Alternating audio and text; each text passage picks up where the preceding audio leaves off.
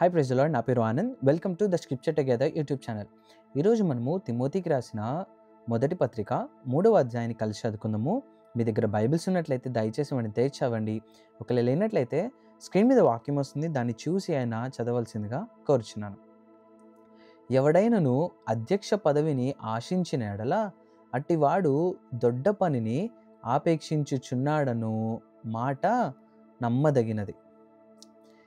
అధ్యక్షుడగువాడు నిందారహితుడును, ఏకపత్ని పురుషుడును, మితానుభవుడును, స్వస్థబుద్ధి గలవాడును, మర్యాదస్తుడును, అతిథి ప్రియుడును, బోధింపతగిన వాడునై ఉండి మద్యపానీయు కొట్టువాడును కాక సాత్వికుడును, జగడమాడని వాడును, ధనాపేక్ష లేనివాడునై సంపూర్ణ మాన్యత కలిగి తన పిల్లలను స్వాధీనపరచుకొనుచు తన ఇంటి వారిని బాగుగా ఏలువాడునై ఉండవలెను. ఎవడైనను తన ఇంటి వారిని ఏలనేరకపోయిన ఎడల అతడు దేవుని సంఘమును ఎలాగు పాలించును?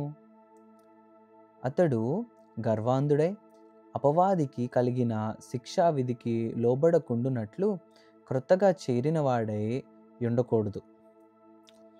మరియు అతడు నిందపాలై అపవాది ఊరిలో పడిపోకుండునట్లు సంఘమునకు వెలుపటి వారి చేత మంచి సాక్ష్యము పొందిన వాడై ఉండవలెను.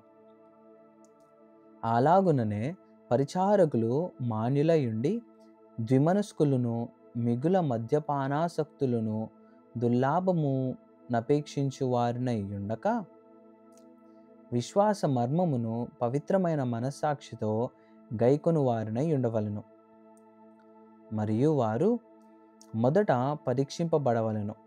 తరువాత వారు అనింద్యులైతే పరిచారకులుగా ఉండవచ్చును. అటువలే పరిచర్య చేయు స్త్రీలను మాన్యులై కొండెములు చెప్పని వారును, మితానుభవము గలవారును, అన్ని విషయములలో నమ్మకమైన వారినై ఉండవలెను. పరిచారకులు ఏకపత్ని పురుషులను, తమ పిల్లలను తమ ఇంటి వారిని బాగుగా ఏలువారునై ఉండవలెను. పరిచారకులై ఉండి ఆ పనిని బాగుగా నెరవేర్చిన వారు మంచి పదవిని సంపాదించుకొని క్రీస్తు యేసునందలి విశ్వాసమందు బహుధైర్యము గలవారుగుదురు. శీఘ్రముగా నీ యొద్దకు వత్తునని నిరీక్షించుచున్నాను. అయినను నేను ఆలస్యము చేసిన ఎడల దేవుని మందిరములో అనగా జీవము గల దేవుని సంఘములో జనులు ఎలాగూ ప్రవర్తింపవలెనో అది మీకు తెలియవలెనని ఈ సంగతులను నీకు వ్రాయుచున్నాను. ఆ సంఘము సత్యమునకు స్తంభమును ఆధారమునై ఉన్నది. నిరాక్షేపముగా దైవభక్తిని గూర్చిన మర్మము గొప్పదై ఉన్నది. ఆయన సశరీరుడుగా ప్రత్యక్షుడయ్యను, ఆత్మ విషయమున నీతిపరుడని తీర్పునొందెను, దేవదూతలకు కనబడెను, రక్షకుడని జనములలో ప్రకటింపబడెను, లోకమందు నమ్మబడెను, ఆరోహణుడై తేజోమయుడయ్యను. దేవుడిచ్చిన వాక్యము దీవించును గాక. ఆమేన్.